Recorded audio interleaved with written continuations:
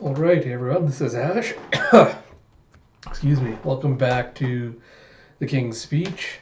So I just finished recording my haiku video, so I'll just reiterate some of the stuff I said in the beginning of that one about the channel and everything.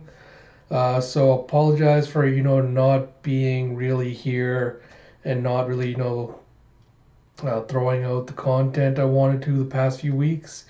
Unfortunately, seasonal depression has kind of been hitting me hard lately, and my mental health has just been kind of all over the place the last little while, so it's been hard for me to kind of sit down and put out anything productive. So I think I'm going to make that probably just a disclaimer for the next little while for the channel that most video stuff will be sporadic just the next little while, especially the read-throughs because they do take so much time and effort and everything to put together and kind of upload. So I'll do my best, try to put out at least a little bit of what I can whenever I can. But there's not going to be any kind of set schedule of, like one or two videos releasing a week or anything like that for the next little while until I'm in a little bit of a better shape. So just wanted to put that out there and let you all know. If the situation does change where I feel like, I am ready to start doing content more regularly, I'll put out a video or notice letting everyone know that's going to be happening. But until then, just kind of assume that, my schedule is going to be sporadic and spotty. But without further ado, let us dive into the One Piece chapter, which I have some thoughts on a very specific part of it that I got spoiled on, and I've seen kind of problematic fan reactions to. So I'll point it out when we get through the chapter, when we get to that part. But yeah, this is definitely something we're going to have to talk about. But looking at the cover page, we also have something else super problematic to talk about. And I don't think I mentioned this on my video last week, but I did point it out on Twitter. And unfortunately, I was right that the terrible, terrible cover story gag is Queen going around and assaulting men and giving them kisses. And man, I'm just so tired of Oda's jokes. Like this was, I could see this coming a mile away, and it's just, I really, really am tired of this. Like, it's not even a funny joke, it's not even a good joke, it's just, it really is immature, and I expect better from Oda. That's really all I can say. So we have Gang Badges, Oh My Family, Volume 12, found the Navy chasing a drunken vacuum kissaholic. So we have chapter 962, Daimyo and Vassals by Eiichiro Oda, translation Stephen Paul, lettering Vanessa Satone. We picked up from where we left off last time with Hakumai Wano.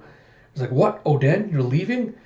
Then he goes, "There'll be rest ruckus, but things will get so boring." And Oden goes, understand there's a monster living in Kuri, an ogre by the name of Ashura Doji." And then, Yasue goes, "Kuri is the cancer of Wano. Even Lord Sukiyaki can't control it. If a criminal escapes to Kuri, the authorities are powerless to get him back. But if he does not have the strength to survive in Kuri, only death awaits him. It is so lawless it might as well be another country." And Oden goes, "Sounds fun. Perhaps I'll take a little tour around Wano." And you see in the room that he was staying in, one of Yasue's little servants goes, "Just look at this, sir. This is the room he was staying in. How does one turn a living space into this state? We ought to bill him for the repairs." And Yasue's like, "No, consider this a natural disaster." And he goes, "You're too soft on Oden, Lord Yasue." So you see that a bench has been thrown up and is stuck into the wall. See the doors have been completely shattered and destroyed. You see jugs everywhere. You see tables and other things having been thrown around. You see holes in the wall. It looks like a complete pigsty. And you see some more of his vassals standing around an empty safe. Yasue goes, "The money's gone?" He goes, one of the vassals goes, "Yes, I put it right here in the safe." And you see little Orochi coming up, doing his little simpering act, being like, "It pains me to say this, my lord, but I did witness the act. I saw Well, I saw Lord Dan slipping the money into his sleeve. And so the retainer goes, I knew it. I knew it was him. So this is how he repays us? It's unforgivable. And Yasui goes, but Oden would carry it right out in broad daylight. And then Yasui's like, you're sure of this, Orochi? And Orochi's like, yeah, yes, my lord, I apologize. I was too afraid to stop him. And you can see that Yasui is already suspicious of Orochi, who at this point seems like a combination of Spandam and Wapol. And then you see Kozuki Oden's party then left Hakumai and headed for Kuri, causing trouble all over Wano as they traveled. And you see Oden being followed by Kinemon and Denjiro. He goes, how long are you going to keep following me? And they're like, for as far as you'll go. We really love you, man.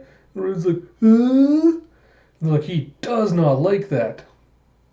And you see the next place that they stopped at. It's raining outside, and Kinemon and Denjiro standing guard outside. And Oden goes, what are you doing?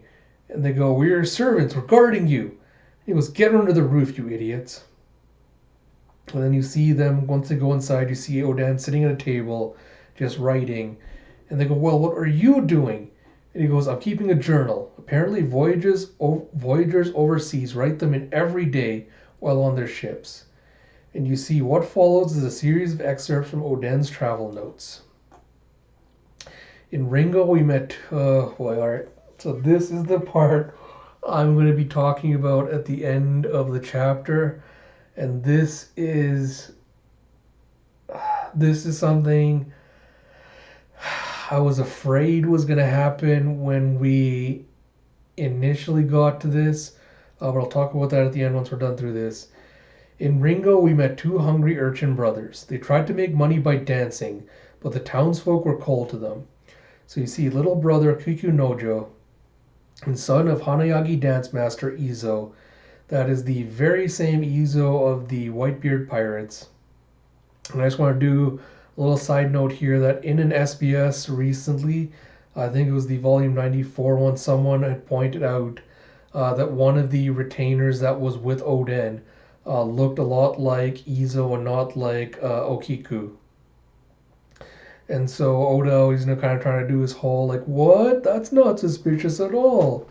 So we finally got the reveal that, it probably was Ito that was the original retainer before Izo left to join Whitebeard, and then Okiku took Izo's place.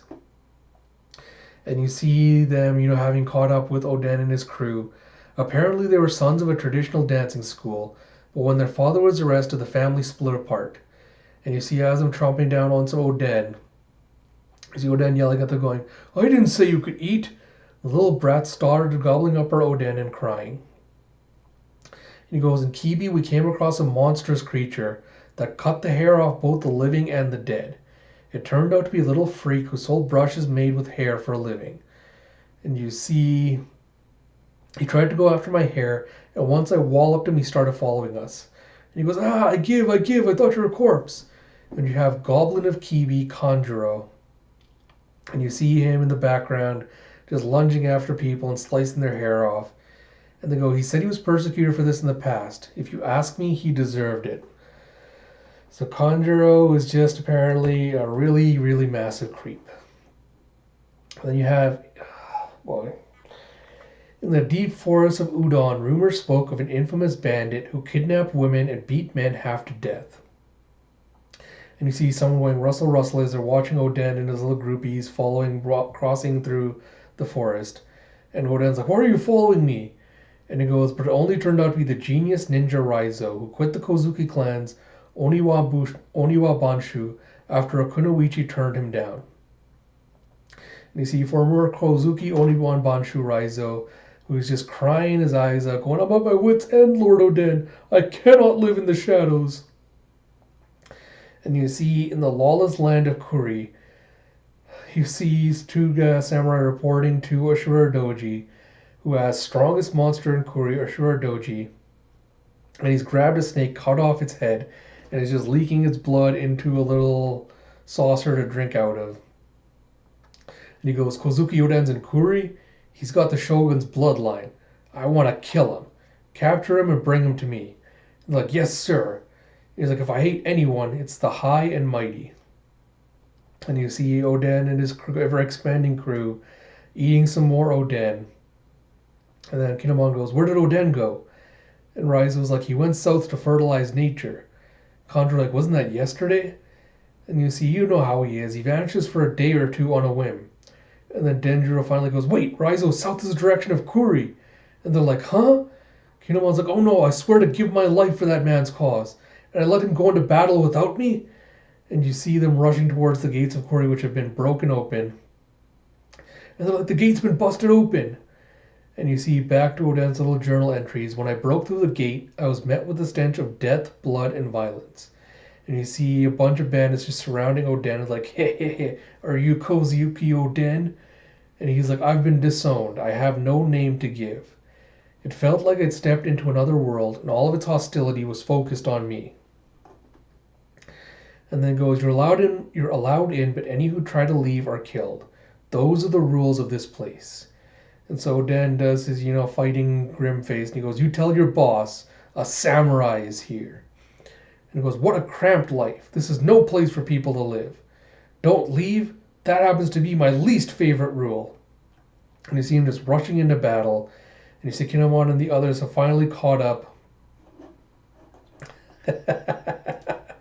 Okay, I'll say this is actually the only bit I find super adorable.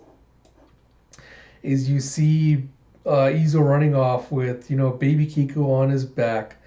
And you see baby Kiku just has a pistol in one hand. That's super adorable. I like that. So you see them rushing in towards the mountain. They're going, I see a battle cloud on the mountain. He's up there. And then they rush up going, Oden, we've come to back you up. And you see him going, they even followed me here? And he goes, sorry guys, I just finished everything. I've been up all night. The fight took an entire day. And you see a bloodied Oden, full of arrows, taking this badass pose, sitting on the back of a Shuradoji, who's lying bloodied and beaten beneath him. And they're just like, that's the infamous Ashura Doji.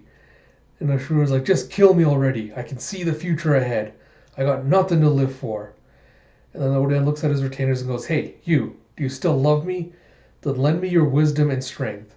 I've decided that these worthless hooligans need me as their king. And you see the retainer for Sukiyaki, the one that went and gave Oden his papers, rushing back with a huff. And you have him going out the news that Oden rounded up the lawless ruffians of Kuri, and with his considerable strength, he turned that hellish wasteland into a place worthy of being called home. And you see Yasue watching the news going, only he could do this. And I'm assuming that's Shimotsuki Urashima, who you see, with the ponytail hair and like wearing this kimono with these bull designs on the back, with the little fox next to him, going, he did that in Kuri? And you have, in recognition of this remarkable feat, Shogun Kozuki Sukiyaki retracted his disownment of Oden and gave his son the title of Daimyo of Kuri. And you have everyone rushing around celebrating, going, our very own Oden is going to be the Daimyo of Kuri! He did it! Now Kuri's a proper region of Wano. I can't believe it, we've worked so hard. Like, congratulations, that's our Oden, Daimyo! It's like, yeah! And you see the next page, what's the matter, Ashura? And he goes, this is the first time I've ever known peace. Thank you, Oden. And Oden comes over and stamps on his face and goes, don't be a creep. And then Ashura's getting all mad, and he goes, look, a daimyo needs vassals, but I don't want to be assigned some stuffy, stuck-up nobles. I would rather have you all. You should be my samurai. And they're all just grouping together and crying the tears because Oden's finally accepted them, etc., etc. And then you see them just falling, Lord Oden! And he's like, oh, get off, no more snot. And you see 6 years after that, a full 33 years before the present day, the remnants of the legendary former Rocks pirates began to gather new comrades, steadily expanding their claims and infamy. And then you see Kuri Beach Wano. It's like, what are these animals? Hairy humans? Monstrous creatures? They're unsettling. So you see baby Kawamatsu just poking at these two figures that are washed up on the beach. and it's baby dog storm and baby cat viper. And you see this destroy little sailboat next to them. We have next chapter hits November 24th. So I'll get over kind of the quick stuff first before I dive into the more problematic content. So I don't know, because there was the recent, interview that was put out where I think it was Oda's editor Naito said that, Oda still has plans to finish One Piece, in 5 years. And of course, everyone on the internet was like, yeah, we're not really buying because Oda said this before. He's kept saying this, every couple of years. He keeps saying, there's only 5 years left, there's only 5 years left. I'm not going to say that the pacing of this chapter makes me think that's a little bit more true. Because on the one hand, I'm kind of two minds of that being like, on the one hand, recently we have been getting kind of more notes that Oda's been going to the doctor more frequently. And a couple of years ago, Weekly Shonen Jump had to force him to start taking more breaks to start taking care of his health. So it wouldn't be too surprising to me if Oda was kind of rushing to try and finish the series as quickly as he can, so he can kind of retire early and look after his health. Because being a mangaka is a lot of work. You do put an intense amount of strain on your body, and all the news reports we had, back of when he was saying, "Oh, I sleep for 4 hours a day, and that's more than enough." Can't have really been good for him in the long term. So I'm not really going to go after him for saying, if he wants to finish in 5 years, that's good on him. I don't know if that means this chapter is an indication of that, because this feels super, super, super rushed for a flashback, and I don't know why Oda's rushing through it so quickly, especially because a lot of the emotional crux of Wano depends on this flashback, and really kind of depends on us as readers identifying with Kozuki Oden and his dreams of making Wano a better country, whatever that means. And so this flashback really is kind of his best chance to really flesh out the Scabbards, where they came from, why they joined up with Oden, why they decided they want to take on his dreams and his ideals and all that. And really find out more about why everyone loves Oden so much. And Oda seems to be, I don't want to say he's being lazy, because that feels like I'm ragging on him a little bit too much, given everything else. But this does feel incredibly lazy, because I pointed this out in my last video. I believe that Wano really doesn't stand out as a country from any other place we've been to before. Because if you strip away all the Japanese aesthetic, there's nothing really inherently unique about the people of Wano, or its struggles, or its culture, or anything like that. And I talked about last week, how Oda's hinted at stuff like, there being a caste system in Wano. He's talked about the importance of, warriors and swords, and how their souls are tied up into it, and things like that. And even in this chapter, we kind of get hints of, people like Ashura saying, I never expected peace to come to a land like Kuri, and we never expected this lawless place to become, a peaceful, a peaceful part of the nation. And he talks about how, I don't like the nobles of this land, and I have a beef to pick with the shogun. But Oda hasn't really showed us where the roots of all this discontent is coming from. He's just kind of hinting at it and going, yes, there is discontent. And yes, Oden is doing, Oden is trying to overthrow it and make Wano, more liberal than it is right now. But he really hasn't done to explore kind of the history of the place, and how how the people kind of connect to that history and how it shaped them and their past and their worldviews and everything else. And this flashback would have been the perfect place to do something like that. Like having Oden travel around Wano, going to all the different uh, islands and districts and, you know, to the all the places like that, and finding out, what the differences for them were, culturally, and then meeting the scavengers individually there, finding out, what their struggle was, where they came from, how they got to where they were. Like expending the effort to do all that really would have fleshed out Wano a lot more and made at least myself as a reader more emotionally invested in these characters and their struggles. But Oda kind of just glossing over and expecting, the bare minimum bones of saying, that, oh no, look at these poor starving children.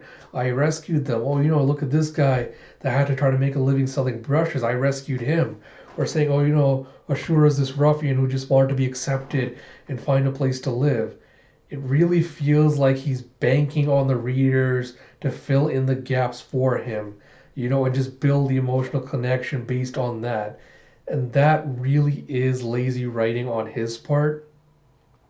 So I'm not super impressed with how this chapter played out and how quickly we kind of rushed through to the, Dogstorm and Cat Viper kind of being taken over here to set up the bigger conflict.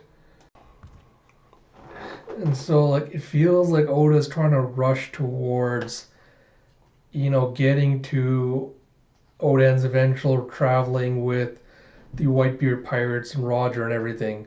Because I think the recent interview also said, the editors were hyping up Wano, saying, oh, this is going to be a super important arc going forward, and we're going to find out a lot about One Piece, and we might even get a hint at what the One Piece is, and, we're going to see all these awesome moments, and we're going to see, it's going to be super important to the story and all that.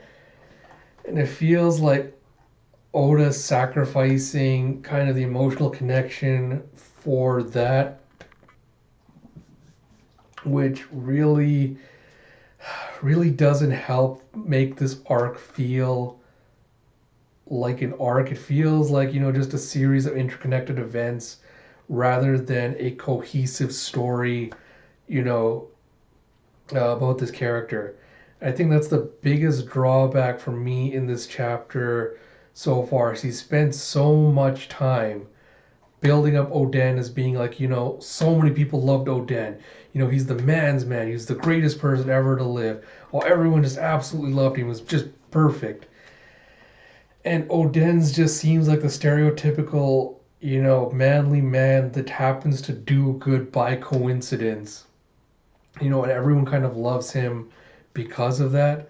And that's kind of a larger discussion I probably want to have for another time. But I really don't get the love around Oden and what Oda's trying to do with the character. And maybe my opinion on that will shift once we get the full range of the flashback. We find out where Oda's trying to kind of take it. But yeah, honestly, so far I'm not feeling a lot of this arc, and rushing through him having met the retainers so quickly in one chapter. I'm gonna say it's a poor move. That said, let's get to the part of this chapter that I personally had a problem with.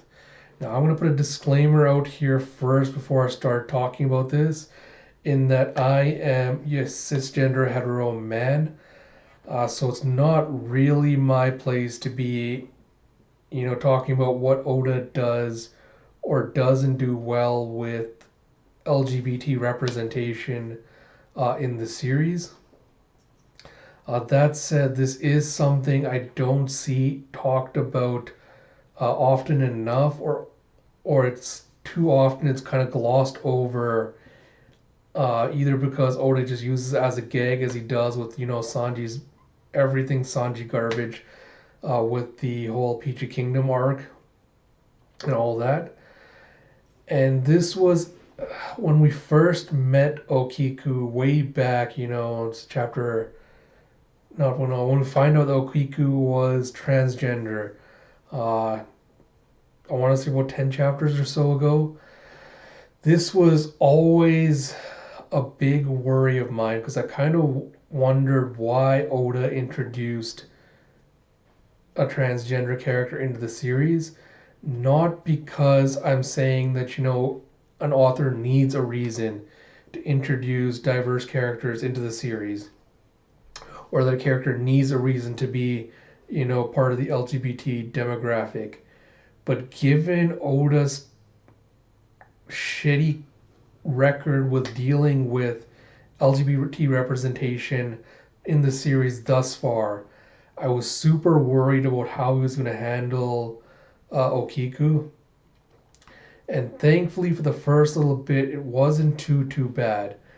But I think this bit is something I wanted to talk about because this is an issue again that I feel like has been present in the series for quite a while, and I haven't really seen talked about. Is it feels like Oda doesn't really understand that there are disparate identities within the LGBT spectrum, and he seems to kind of be conflating the idea that everyone that's LGBT has all these similar characteristics, and he kind of seems to jump back and forth between the ones that he decides to assign because he doesn't really seem to have an understanding of what it means to be someone that's pansexual versus someone that's transgender versus someone that's bisexual or things like that, or someone that's asexual. And this has been a problem throughout the series, especially when talking about say something like Peachy Kingdom, where a lot of fans will kind of hold Peachy Kingdom up as an example of Oda doing LGBT issues right, and saying, hey, look, there's a kingdom of people, similar-minded people that are free to go there, and live as themselves, express their gender identity how they would like, without being persecuted or attacked for it. They're free to be whomever they want. And then apart from Ivankov and Bon Clay, we have 99.9% of the characters there, fitting into this one kind of stereotype of what I expect people view anyone that's LGBT as being. And this is kind of compounded by the fact that it seems like Oda's only real exposure to anyone that is part of this demographic was with Bon Clay's original voice actor, who was unfortunately kicked off the show for reasons, was a drag queen. Oda went to see one of their performances, and he seemed really taken in by them as a person. And we know that eventually they became it was Ivankov, sorry, not Bon Clay. It was Ivankov's voice actor. And so Oda kind of decided to put them into the series as Ivankov and kind of put this together. But the fact that he kind of conflates the idea that anyone that's LGBT dresses like this, acts like this, or is expected to look like this has been a problem throughout the series. So when you have Okiku, who was introduced as a transgender woman, that does not fall into that stereotype that Oda had kind of continually reinforced in the series, it was kind of the first step to me thinking, all right, maybe for once he'll actually, do a nuanced job of taking a look at what it means to be someone that's transgender. He'll treat them with respect, and he'll have her go through a character arc, that reaffirms her identity and reaffirms everything else, considering that Wano's probably not super good about something like that. And the problematic part about what I want to talk to with this scene specifically dealing with that is a lot of people in the One Piece community are continually misgendering Okiku, where they continually refer to her as a he. They will continually refer. Oh, sorry. Before I continue any further, I should issue a trigger warning to anyone that is, going to be affected by me talking about being misgendered and things like that. So if you do the need to skip out past this, try to skip at least 5 minutes ahead, and I should be hopefully be past that. But yeah, I should have put that warning in before I did this. Continuing on, a lot of the fans in the fandom keep calling her a he, talking about her being like a man in a woman's dress, and and then in this recent chapter, a lot of the comments I saw on the One Piece Reddit and just on Twitter were people saying that, oh, well, Oda having referred to her as, Izo's little brother, and having referred to them as brothers just proves that, Okiku is actually a boy and is not actually a girl. And, she's just basically playing dress up as an adult, which which already compounded with everything else Oda's done. Having fans react to a transgender character and having them call her a cross-dresser falls into so many horrific stereotypes about transgender people who are the victims of some of the most vicious assaults and attacks in the everyday community. It feels it just makes me disgusted kind of reading the stuff like this. And maybe, the broader reaction to all of this is going to be, it's not really a big deal. Or, how do you expect Oda to kind of address the complexities of, gender identity, gender expression, stuff like this in a series like One Piece properly? And that's valid questions, but, that's not really an excuse for Oda to put in a half-assed effort at doing something like this. If Oda wants to introduce, transgender characters or characters that have had experiences outside his of a cisgender man, he needs to put in the effort to actually realize that, when I'm going to address Okiku's past, I have to be aware that there are certain ways I should address it, because it can end up being super transphobic and, off-putting to actual transgender people. And in a series already like OP, where, he's already normalized the idea that transphobia is funny, that homophobia is funny, little moments like this really just continually reinforce the idea to One Piece fans that it's okay to kind of act like this and react like this. And so it was a huge disappointment for me not only to see, Okiku being misgendered as a child, but to also see kind of the OP fans just kind of not really glossing over, not really addressing the fact that Oda is misgendering her at this point. And so, it's one of those things where now I don't know really what to say about how to handle this going forward, because I think it's becoming more and more clear that Oda's really kind of set in his ways and he's not really going to change.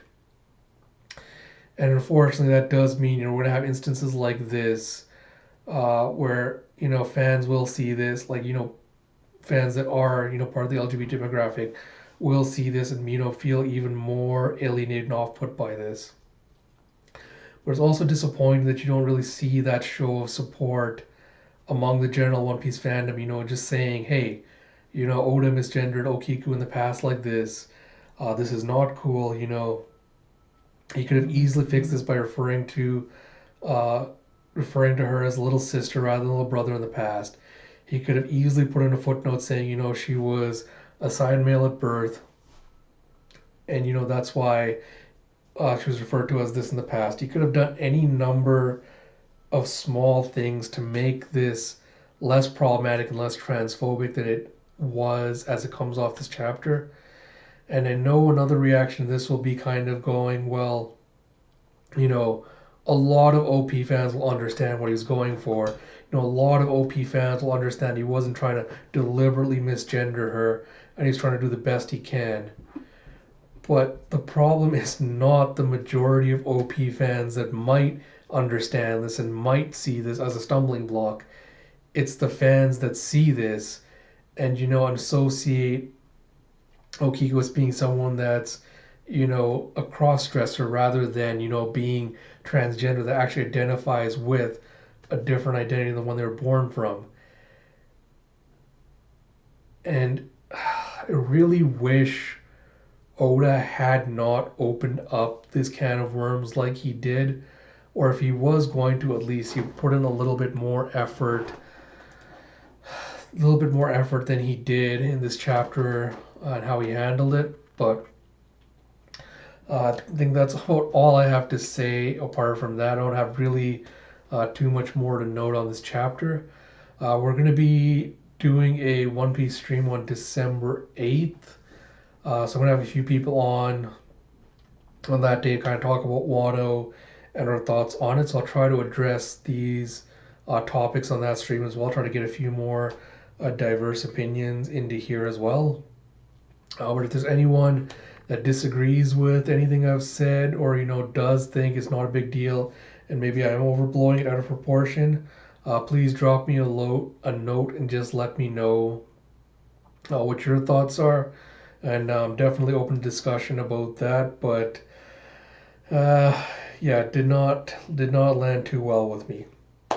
So apart from that, I think that's everything I have to say. If you like my videos, please do like, comment, subscribe, all that good stuff, because it really does show me that a lot of you do like my content, and it kind of gives me the boost to kind of keep going forward and producing stuff like this. And until next time, this is Ash. I will talk to you all later.